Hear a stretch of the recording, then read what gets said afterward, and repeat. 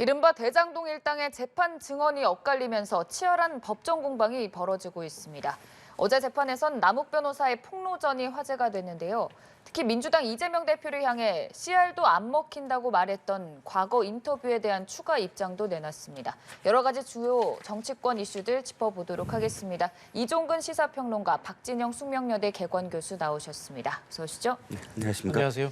네, 일단 지금 대장동 관련 인물들의 발언이 연일 쏟아지고 있는데 핵심 인물로 꼽히는 김만배 씨 재판에서 좀 관련한 증언을 쏟아내기 시작했습니다.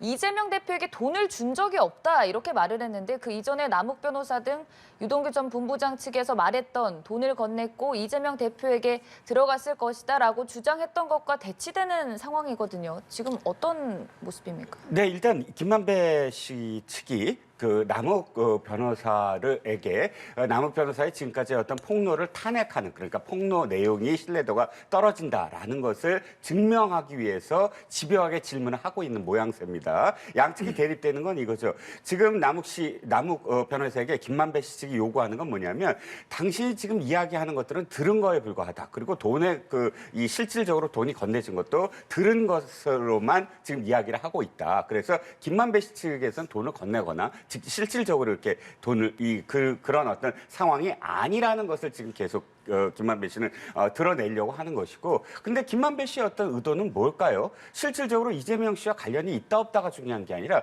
김만배 씨 입장에서는 자신이 지금 천화동인 1호의 소유주라고 계속 주장하잖아요. 네. 그럼 그게 700억 가까이 된다고 치면, 그러니까 700억에 예를 들어서 이재명 씨 측에 줘야 될 700억 플러스 자기의 것까지 포함을 한다면 그것도 뭐 1000억이 넘지만, 그러나 그 700억까지 자신의 것이 될 수 있다면, 이게 뇌물이 아니라면, 그러면 자신은 어쨌든 3년이든 4년이든 갔다 온 다음에 이 돈을 자기가 가질 수가 있지 않겠습니까? 이를테면 이재명 당대표 측에서 결코 자신의 돈이 아니라고 지금 극구 주장을 하는 어떤 상황이라면, 간단하게 해서 김만배 씨 측에서 지금 지켜야 될 건 자신의 이익이다 라고 할 수밖에 없는 것이고요. 그렇기 때문에 지금 남욱 씨한테 계속 여러 가지 어떤 상황들, 남욱 씨가 지금 폭로하고 있는 상황들이 아니다. 그렇게 내가 이재명 당대표 측과 직접적으로 돈 거래를 했다라는 것을 들은 것에 불과하다라는 것을 계속 부각시키기 위해서 치열하게 지금 법정 공방을 벌이고 있는 거죠. 네, 그러니까 지금 천화동인 1호 소유주가 누구냐를 두고 지금 김만배 씨와 남욱 변호사의 의견이 엇갈리는 상황인데, 앞서서 남욱 변호사는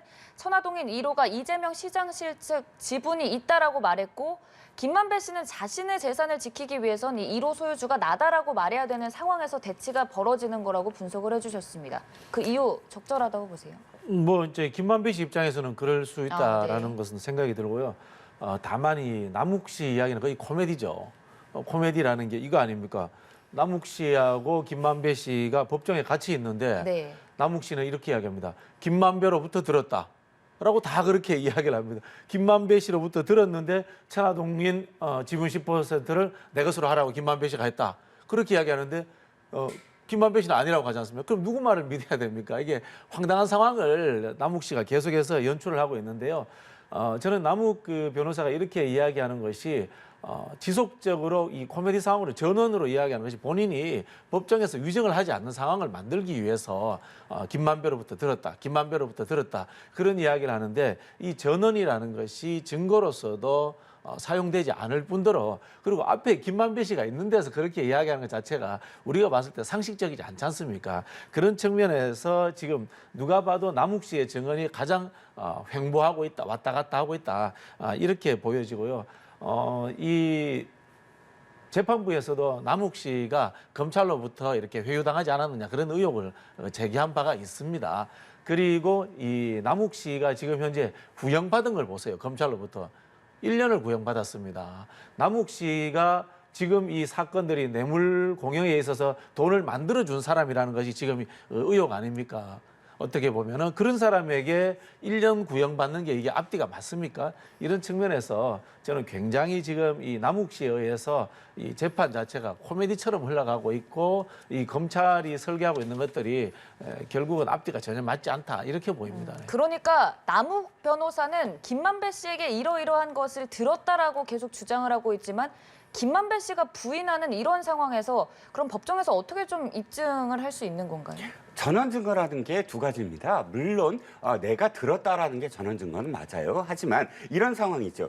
그러니까 지금 당신한테 들었다와 두 가지입니다. 하나는 정영학 녹취록. 에 있다. 이 두 가지입니다. 그런데 판단을 재판부가 하는데 어떻게 판단을 하냐면 당시에 그런 말을 할 수 있는 상황이냐라는 걸 그 당시의 상황의 신빙성에 대해서 얘기하는 거예요. 즉 그 당시 상황에서 김만배 씨가 어떠한 의도로 이런 이야기를 했다가 나중에 그것을 부인한다라는 걸 입증하면 되거든요. 정황입니다. 즉 당시 상황과 지금 상황이 어떻게 다르냐는 거예요.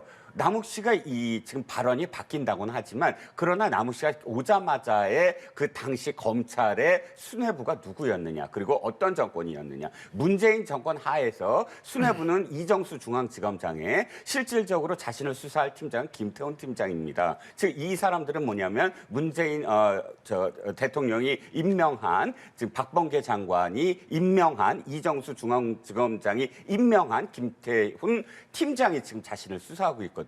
수사할 상황이고 그렇기 때문에 내가 어떻게 하느냐에 따라서 나의 어떤 안위가 결정이 될 수가 있는 것이거든요.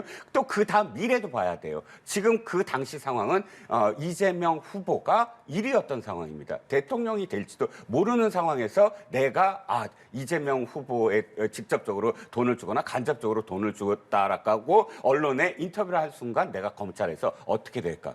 이걸 충분히 판단을 하고 이야기했다라는 것을 재판부가 인정한다면 그 다음 말이 바뀐 것에 대해서 충분히 이게 정황상 그렇다라고 이해할 수 있거든요. 그건 김만배 씨도 마찬가지입니다. 김만배 씨가 어느 순간에 어떻게 이야기했다라는 게 김만배 씨로부터 김만배 씨를 압박하거나 회유하는 어떤 외부의 압력이 없이 김만배 스스로 그렇게 이야기해서 자신의 어떤 이득을 취할 수 있는 상황이라면 충분히 그걸 나중에 뒤집었다고 하더라도 이 상황에서는 이런 얘기를 들었다는 것이 신빙성이 있겠구나. 라고 판단한다면 전원 증거나 전문 증거는 전부 다 채택이 가능하다는 거죠. 네. 근데 남욱 씨 이야기는 또 최근에 또 바뀌었어요.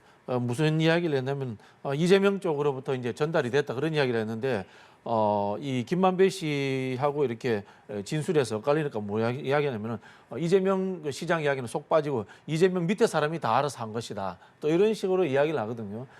누가 보더라도 지금 남욱 씨 이야기가 뭐 말씀하신 것처럼 그 정권이 바뀌었다고 하는데 지금 수사 과정에서도 계속해서 바뀌고 있어요. 재판 과정에서도 계속 바뀌고 있기 때문에 이 남욱 씨 이야기가 신뢰성이 있느냐 하는 부분들은 아마 재판부에서도 충분히 이해할 것이다 이렇게 보여집니다. 네. 계속해서 남욱 변호사가 말 바꾸기를 하고 있다 좀 비판을 해주고 계시는데 앞서서 이종근 평론가께서 짚어주셨던 부분이 그러니까 남욱 변호사가 이전에는 이재명 대표가 대선 후보로 너무 유망한 사람이었기 때문에 말을 못했지만 지금 와서 이렇게 제대로 말을 하는 거다라는 입장인 것처럼 김만배 씨 역시 정황에 따라서 자신의 입장을 바꿀 수 있다라는 점을 좀 짚어주셨는데요. 그럴 가능성은 없나요? 그러니까 이 재판이 엉터리라는 거죠. 상황에 따라서 바뀌고 그리고 또 이 진술이 늘 일관성이 없고 그것이 이제 수사에 의해서 좌우되는 거 아닙니까, 그죠? 그렇기 때문에 이제 일각에서 이 수사 자체에서 재판부에서 그 이야기를 한 겁니다. 검찰에 의해 가지고 회유당하지 않았냐라는 그런 이야기가 나오는 거 아니냐, 뭐 저는 그런 생각이 들고요. 지금 또 이 법률이 적용된 게 정치관계법에서 이제 정치자금법이 적용이 됐는데 왜 저는 정치자금법이 적용됐는지 이해가 안 됩니다. 이 뇌물죄 아닙니까, 그죠? 뇌물죄인데 정치자금법이 적용된 것도 앞뒤가 안 맞다 그런 생각이 들고요.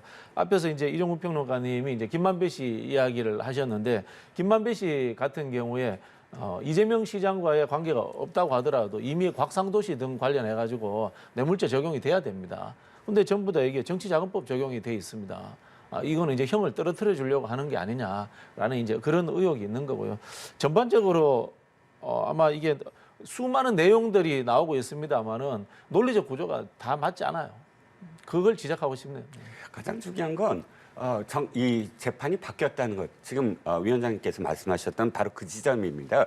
이전까지 뇌물이었어요. 즉 이 뇌물, 이 428억, 그러니까 700억이 누구 거냐, 그걸 위해서 얼마를 건넸다. 그런데 예를 들어서 유동규 씨가 그것의 주인이다까지는 뇌물이었어요. 그런데 최근에 바뀌었습니다. 말씀하셨지, 정치자금법으로 바뀌었어요. 그 정치자금법 위반으로 바뀌게 된 건, 결정적인 건 2021년에 4월부터 8월까지 자금을 긴급하게 모아서 월별로 정진상 측에 건넸다라는 그런 정황 증거를 폭로함으로써 이게 정치자금법이 된 겁니다. 생각해 보세요.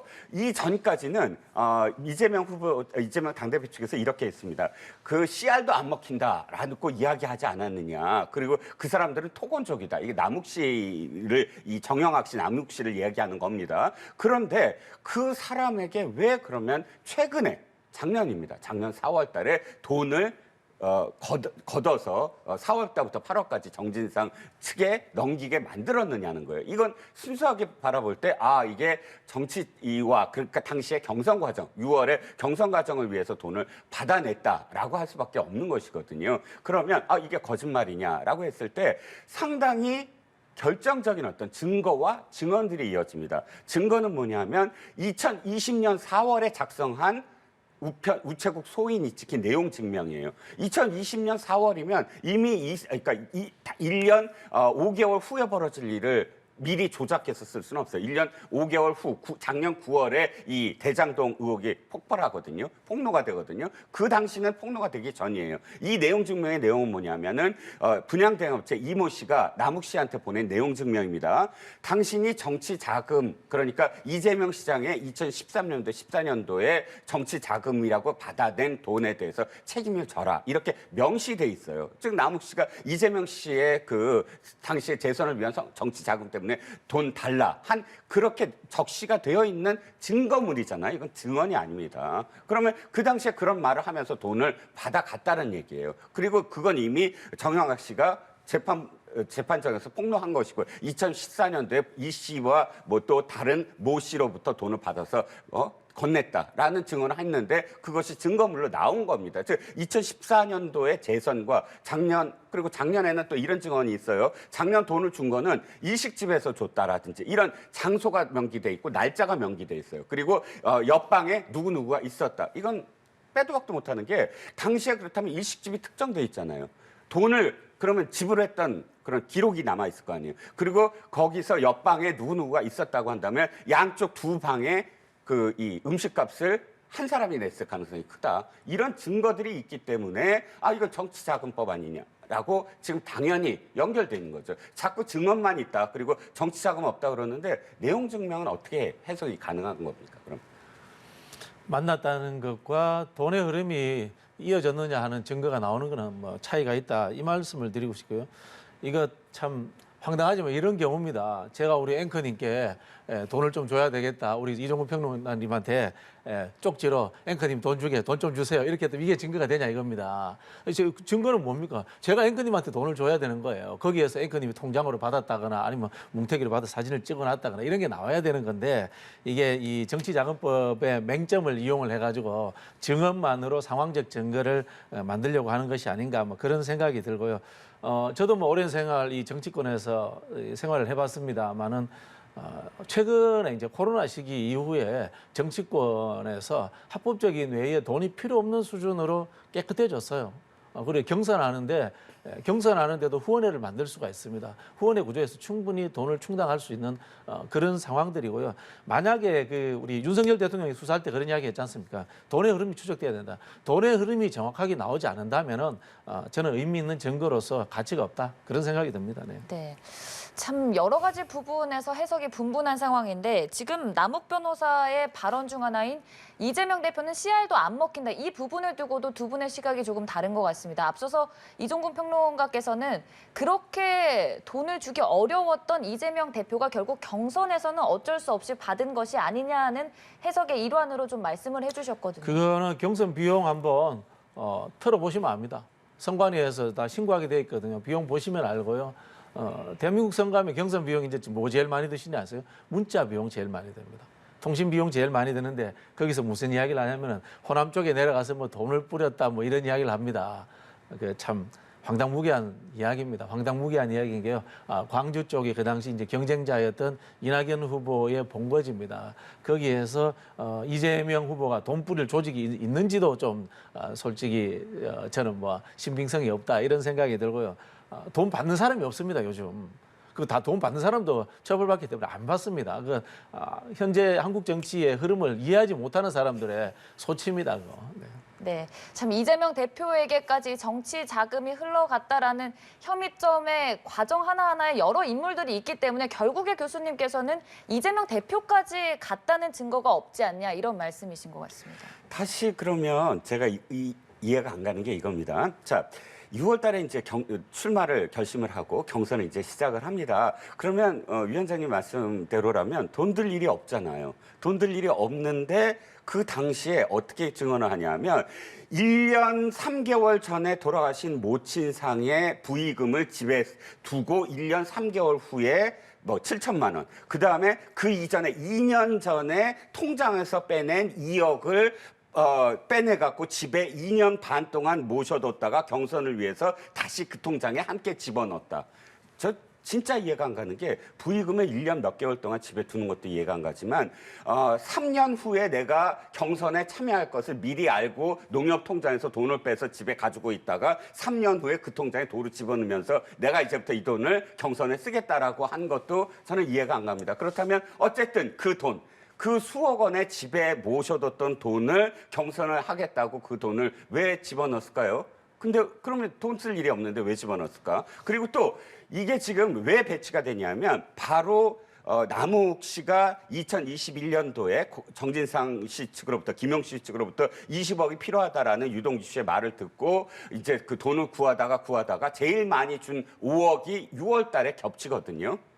그러니까 이 돈이 그 돈 아니냐. 아무리 어떻게 상식적으로 3년 전에 돈을 빼서 그 통장에 도루 집어넣는 행위를 갖고 이게 경선을 위해서라고 답을 할 수가 있느냐와 연결을 시켜서 아니 돈을 그렇게 쓸 데가 없는데 왜 굳이 3년 전에 돈을 빼서 그 통장을 도로 넣으면서 이건 경선을 위한 거다라고 대답을 할 수밖에 없는지도 저는 이해가 안 가고요. 돈이 필요해서 사실은 7월 달에 공식적으로 후원회를 엽니다. 그러면서 나중에 지금 해명을 하는 게 우린 이렇게 많이 돈을 걷었다라고 이야기를 해요. 사실은 근데 그 전의 얘기거든요. 6월 달 얘기거든요. 그렇다면 돈이 그렇게 급하지 않은 경선 과정에서 돈의 흐름들은 수억 단위로 이렇게 계속 움직였다라는 겁니다.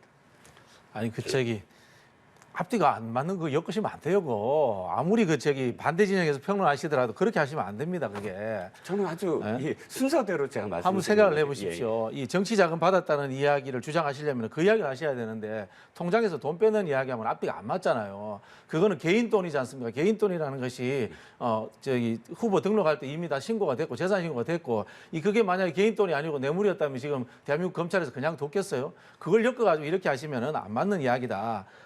그렇게 하시면 안 된다라는 제가 좀 말씀 드리고 싶고요. 네.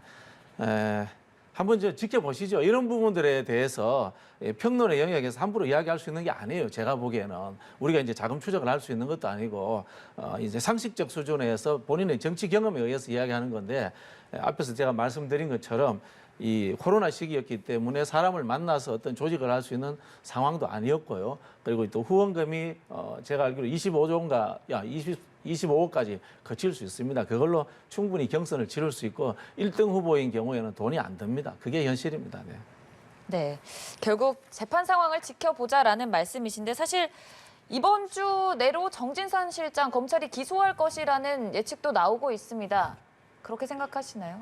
그렇게 하겠죠. 그런 순서로 프로그램화 된 거니까 그렇게 흘러가지 않겠습니까? 네. 네, 결국 그러다 보면 또 이재명 대표에게 수사의 칼날 향할 것이다라는 얘기까지 나오는데 이 부분도 역시나 네, 그 티타임에서 아마 차장 검사가 기자들한테 그걸 정확하게 얘기한 것 같아요. 네. 기자들이 질문했습니다. 그러면 이재명 당대표까지 소환을 할까요? 했는데 차장 검사가 이렇게 대답을 했어요. 이거 조금 오해가 있겠지만 지금 정진상과 관련된 여러 가지 어떤 돈의 흐름이나 이런 부분들이 있으므로 참고인 거기에 대해서 진위를 가리기 위해서 이재명 당대표로 소환할 수 있다. 이건 참고인이다라고 선은 그었어요. 하지만 이 참고인이 실질적으로 피의자가 될 수 있는 가능성이 지금의 어떤 상황 정황을 보면 충분히 있거든요. 그래서 당시에 기사의 제목도 당대표 이재명 당대표의 소환도 가능 뭐 이렇게 인용 부호가 돼서 나왔습니다. 그렇다면 어쨌든 검찰의 의지는 소환을 하겠다라는 의지를 일으킬 수밖에 없죠. 네. 지금 남욱 씨와 유동규 씨의 전원 외에 어떤 돈의 흐름에 관련된 증거도 나오는 게 바가 없습니다. 사실은 그런 상황에서 제1야당 대표를 소환한다는 게 과연 적절한가 그 말씀 드리고 싶고요.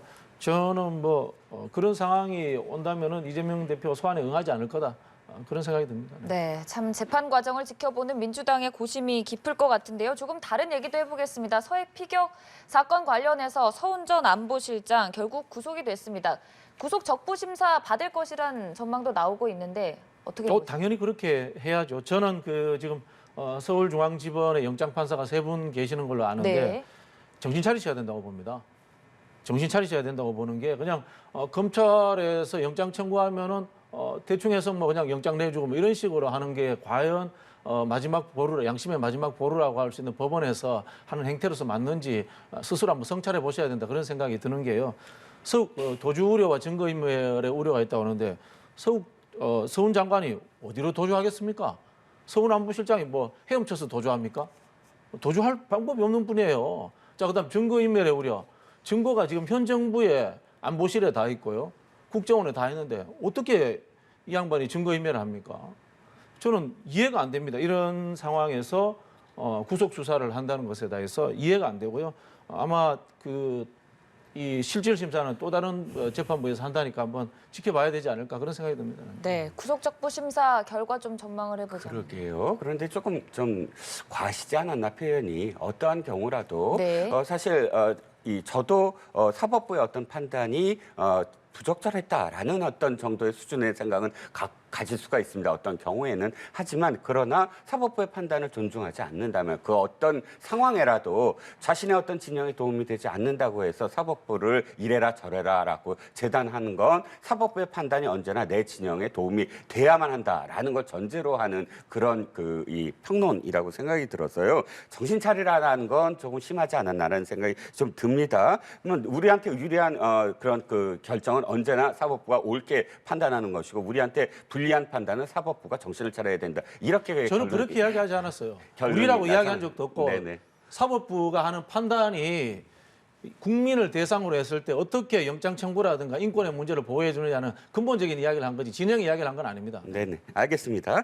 자, 그래서 보면 지금까지의 어떤 다른 장관들이 서욱 장관 구속적부심에서 풀려났던 걸로 기억을 하고요. 아마도 사법부에서 도주의 우려가 없다. 이걸 받아들인 것 같아요. 그런데 서훈 실장은 조금 다른 것 같아요. 아, 네. 예, 사법부의 판례를 왜냐하면 지금 뭐 종범과 주범의 어떤 관계라고 생각을 했을 때 이 마지막 선이 서울시장이다라고 지금 검찰이 적시를 했거든요. 즉 총괄적으로 이것들을 지시하고 책임질 그런 선에 있다라고 서훈 실장은 지금 생각한 것 같고요. 다른 장관들과 달리 특히나 증거인멸에 관련돼서는 당시 새벽에 열렸던 회의를 누가 주관했느냐 이게 가장 중요할 것 같아요. 대통령은 거기 참석하지 않았고요. 1시부터 3시까지 아마 열린 걸로 기억하고 이 구속영장에 관련된 검찰의 표현은 가장 윗선이다. 더 이상 윗선이 없이. 그렇다면 가장 윗선으로서 증거인멸이라는 건 어차피 거기에 포함되어 있는 약 한 장관급이 6명 정도 되는데 7명 정도 되는데 그 사람들과의 증거를 담합할 수 있는 가능성이 아직도 여지가 있지 않느냐. 다른 사람이 아니라 그 실질적으로 삭제를 지시한 총괄 책임자다. 이런 측면에서 아마도 영장을 내린 것 같고 적부심에서 어떻게 나올지는 모르지만 그럼에도 불구하고 제가 드린 말씀이 영장 청구를 받아들인 재판부의 판단이라면 적부심도 사실은 기각할 가능성이 좀 있지 않을까라는 생각입니다. 네.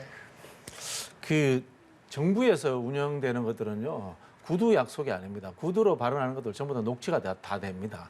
그 이야기 뭐냐면요. 지금 이 서훈 안보실장이 외부에 있으면서 다른 사람들과 말을 맞춘다. 그걸 통해서 증거인멸이 된다. 그런 게 아닙니다. 아시겠지만 미미라든가 SI라든가 전부 다 기록에 남는 겁니다. 데이터를 삭제해도 삭제했다는 기록에 남는 거고요. 통화를 했다면 통화 기록이 남는 겁니다. 그런 걸로서 증거가 존재하는 것이지 이거 앞에서 우리가 논쟁했는 정치자금법하고는 다른 겁니다. 정치자금법은 증언이라는 것들이 하나의 증거로서의 가치가 있다라고 인정이 됩니다만은 정부에서 이야기하는 직무유기, 직권남용, 뭐 배임 이런 게 해당되는 것은 분명하게 서류라든가 이 데이터로서 되는 거기 때문에 증거인멸할 가능성이 존재하지 않습니다. 네, 심사 결과 좀 더 지켜봐야겠지만 이 일과 함께 문재인 전 대통령 필두로 이낙연 전 대표 그리고 여러 가지 친문 의원들의 발언이 좀 쏟아지고 있거든요. 그 배경은 어떻게 봐야 될까요? 배경은 문재인 대통령을 겨냥하니까 문재인 대통령과 가까운 분들이 거기에 대해서 이제 방어적 차원에서 말씀하시는 거죠. 그럼 결국 그 수사 선상이 갈 거라고 보세요? 저는 뭐 가지 않을 거라고 보는데요. 뭐 윤석열 대통령 마음먹기 달린 거 아니겠습니까? 윤석열 대통령이 문재인 대통령까지 이렇게 확대하겠다는 의지가 있다면은 거기까지 가지 않겠나 뭐 그런 생각이 들고요. 윤석열 대통령이 한번 뭐 그렇게 한번 해보시는 것도 좋은 방법이 아닌가 생각이 듭니다. 잘 아시겠지만은 지금 우리 국민들이 윤석열 정부에 대한 신뢰도는 굉장히 낮습니다. 특히 윤석열 정부에 대해서 반대한다는 부분들의 극렬성이 한 50%가 넘어요. 50% 이상이 열렬히 반대한다. 뭐 이런 식입니다. 그리고 또 상대적으로 문재인 대통령은 퇴임 직전까지 높은 지지도가 있었고 지금도 국민들이 문재인 대통령의 정책적 실패를 떠나가지고 인격적인 문제라든가 이 품격의 문제에 대해서 신뢰도가 높기 때문에 저는 전직 대통령과 현직 대통령이 대결하는 구도가 만들어졌을 때 그 결과에 대해서 저는 윤석열 대통령이 책임져야 될 것이다. 그런 생각이 듭니다. 문재인 대통령의 최근의 발언이 부적절한 이유는 이겁니다. 자, 다 내가 책임지겠다라는 발언과 도를 넘지 마라라는 발언 두 가지가 있었습니다. 둘 다 부적절했던 것이 도를 넘지 마라라는 발언은 언제 나왔느냐? 사법부의 판단 직전에 나왔습니다. 그 당시에 영장 이 전담 판사가 고민하고 있는 그 시각에 도를 넘지 마라라고 얘기한 건 지금 윤석열 대통령한테 얘기한 게 아니라 사법부에 대해서 얘기한 거거든요. 도를 넘지 마라. 아니 영장 기각하라라는 얘기로 들리고요. 실제로 영장을 발부하니까 그다음에 또다시 발언이 나왔습니다. 그 사람 참 아까운 사람이다. 이 모든 것들은 영장과 관련된 사법부에 대해서 얘기를 하는데 사법부까지 지금 윤석열 대통령이 지금 뭐 대법원장인가요? 윤석열 대통령이 마치 윤석열 대통령이 사법부를 관할하기 때문에 영장도 다 나오고 뭐 구속정부심도 기각하고 또 거기서 대통령까지 뭐 이 연관을 시킬 수 있는 그런 어떤 상황이냐. 도를 넘지 마라라는 건 정말 도를 넘었다.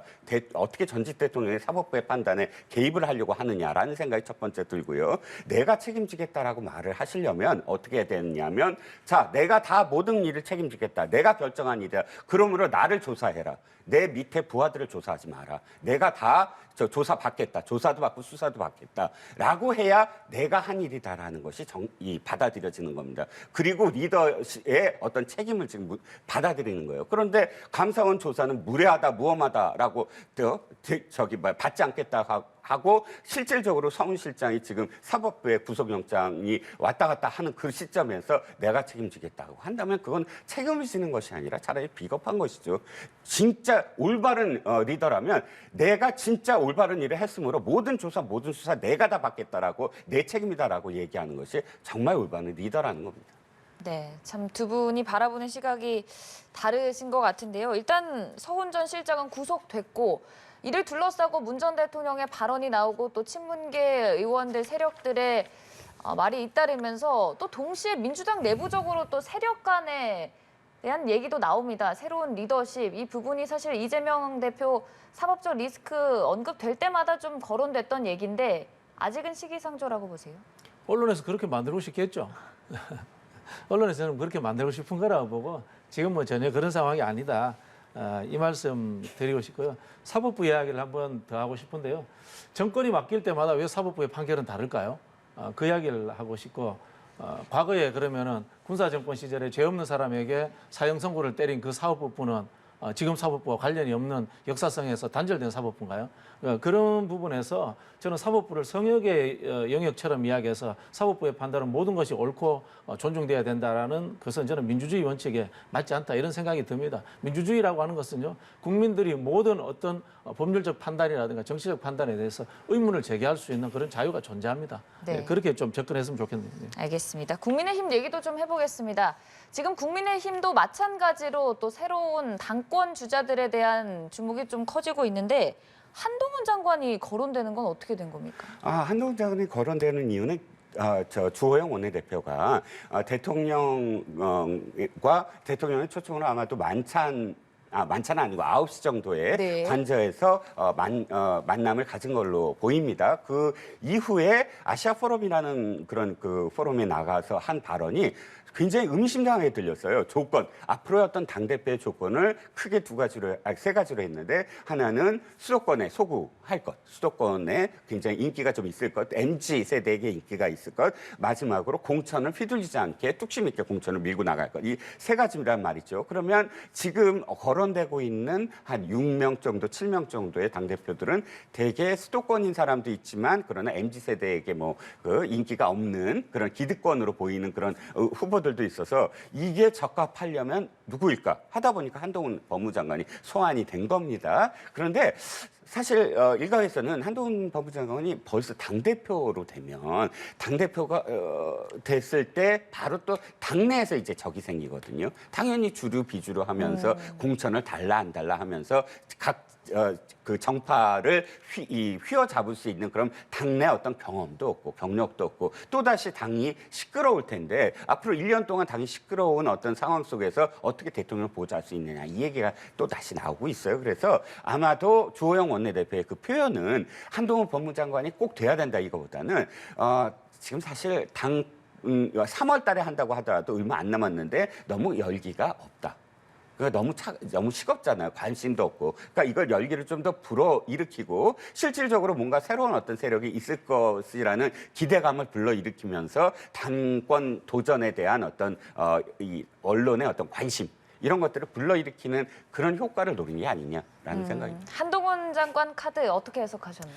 글쎄요, 그 대통령도 군사 쿠데타 출신 전두환, 당대표도 군사 쿠데타 출신 노태우, 딱 생각나네요. 대통령도 검사, 당대표도 검사.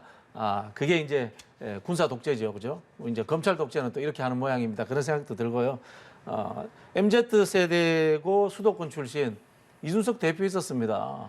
이준석 대표를 대통령과 윤핵관들이 합의해서 잘라놓고는 어디 가서 또 새로운 MZ 세대를 찾는지 참 그런 생각이 드네요. 네. 그 당원들 속에서, 지지자들 속에서 뿌리 받고 잘 자라온 MZ 세대는 자르고 우리가 낙점하고 우리가 만만한 MZ 세대는 데리고 오고, 그런 식의 정당 운영이라면은 그게 과연 민주정당인지 한번 스스로 돌이켜봐야 된다, 그런 생각이 듭니다. 네, 알겠습니다. 오늘 정말 많은 말씀 들어봤네요. 지금까지 박진영 숙명여대 개건교수, 이종근 시사평론가와 함께했습니다. 고맙습니다.